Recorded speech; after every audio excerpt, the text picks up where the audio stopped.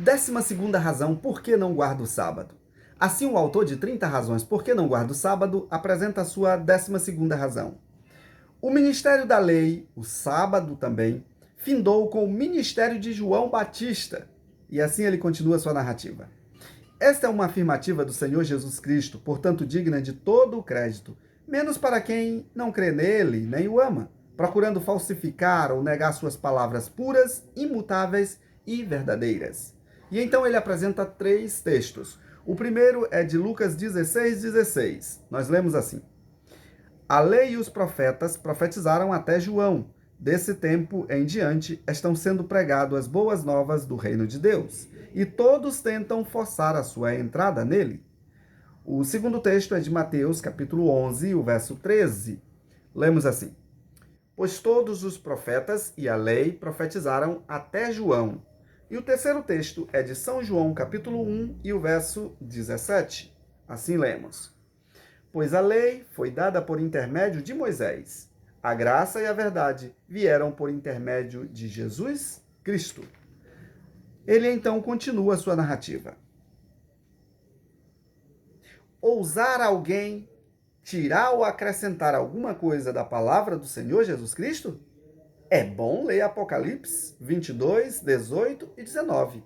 Apocalipse 22, 18 e 19 diz o seguinte: Se você tirar alguma coisa descrita na palavra de Deus, né, o Senhor tirará também o direito dessa pessoa de se alimentar da árvore da vida, ou seja, de viver eternamente.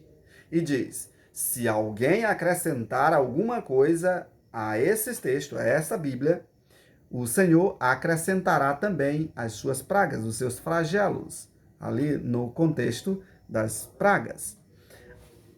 A conclusão aqui de sua narrativa, de sua tese, diz o seguinte: Reino de Deus, na sua primeira acepção, é Deus reinando dentro de nós. Não há lei maior do que esse reino em nós, que nos força a deixar nossos males para viver os princípios do Pai de amor. A maior das leis é esse reino de Deus em nós.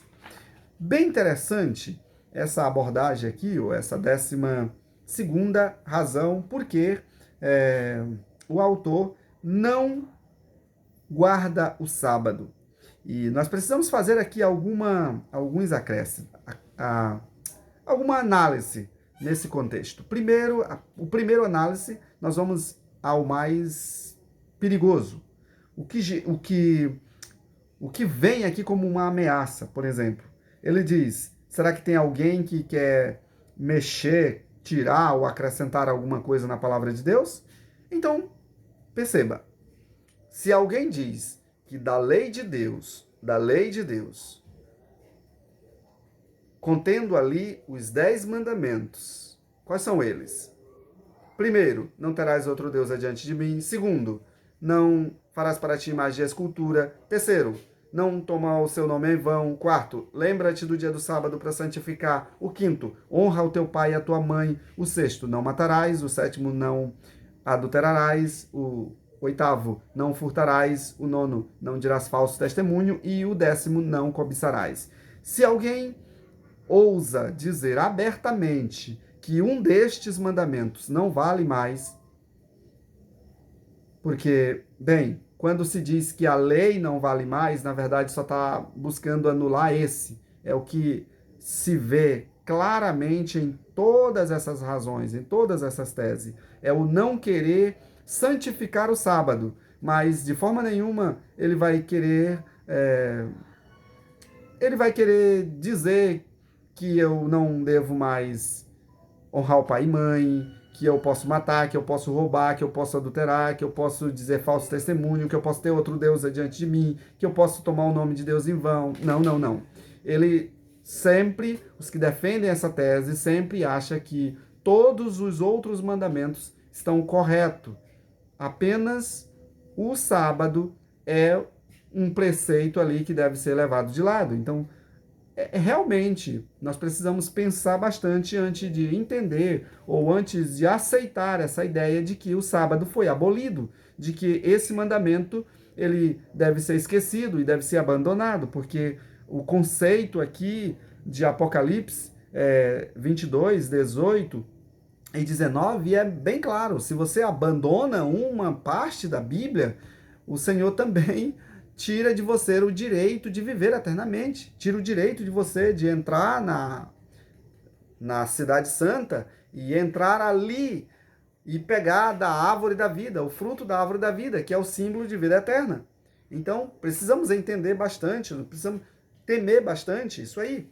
Um outro detalhe aqui é quando ele fala que a lei serviu até Jesus.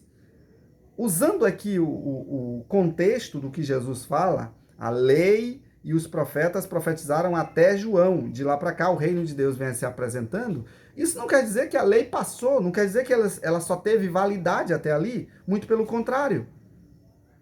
Porque o texto que nós lemos aqui, em Mateus capítulo 11 e o verso 13, que diz: todos os profetas e a lei profetizaram até João. Não está dizendo que então eles não têm mais validade? Porque o próprio Jesus, no capítulo 5 e o verso 17, diz que o céu e a terra pode passar, mas a sua palavra não passa. E você ainda sabe, o céu, a terra ainda continua sendo o mesmo, portanto, não passou. E ele diz: nenhum A, nenhum tio, nenhum acento sequer sai da lei até que tudo isso se cumpra, até que toda a lei se cumpra. Um outro detalhe muito bem abordado aqui é o próprio capítulo 1 e o verso 17 de São João, que diz: a lei foi dada por intermédio de Moisés, e aí a graça veio por intermédio de Jesus Cristo. É só isso que o Senhor quis apresentar ali. O que é a lei que o Senhor estava apresentando ali? A lei que foi dada por intermédio de Moisés é o Pentateuco, ou seja, os 5 primeiros livros da Bíblia, onde está todas as coleções de lei, incluindo a lei moral de Deus, onde está ali o quarto como o sábado, a adoração ao sábado, ao santificação ao sábado, desculpa. Então, nesse sentido aqui, o quarto mandamento deve ser observado como um dia de repouso. O sábado deve ser santificado, como descrito ali, como também descrito pelos profetas. Isaías capítulo 56 diz que todo estrangeiro que vier ou que aceitar ali o Senhor Jesus, aceitar ali a Deus como seu Salvador pessoal, né, precisa então se adequar também à observância do sábado, porque Isaías diz que o Senhor mandou selar então a lei no coração das pessoas, no coração de todos, e a forma mais clara de selar ali é apresentar o sábado, como Isaías apresenta ali no capítulo 58, versos 13 e 14. Ezequiel 20 e também 20, 12 apresenta que isso é um sinal de identificação entre o povo de Deus. Mais do que isso, no próprio São João, capítulo 5, livro de São João, capítulo 5, Jesus deixa muito claro: olha, não é eu que vou acusar vocês. Sabe quem vai acusar vocês? Moisés. Capítulo 5 de São João e o verso 45, Jesus deixa isso muito claro. Contudo, não pensei que eu acusarei perante o Pai. Quem acusa é Moisés, em quem estão as suas esperanças. Ou seja, Moisés fez a parte dele.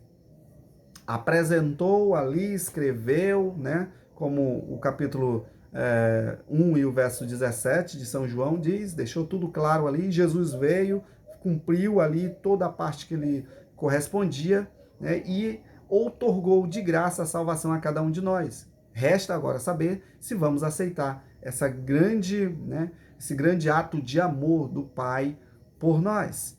E a nossa forma de aceitação, o próprio São João, no capítulo 14, o verso 15, deixa claro: nós demonstramos essa aceitação quando obedecemos os seus mandamentos. Portanto, não obedecemos os mandamentos, a lei de Deus, para ser salvo, mas como um sinal de que aceitamos a salvação pela fé no nosso Senhor Jesus Cristo.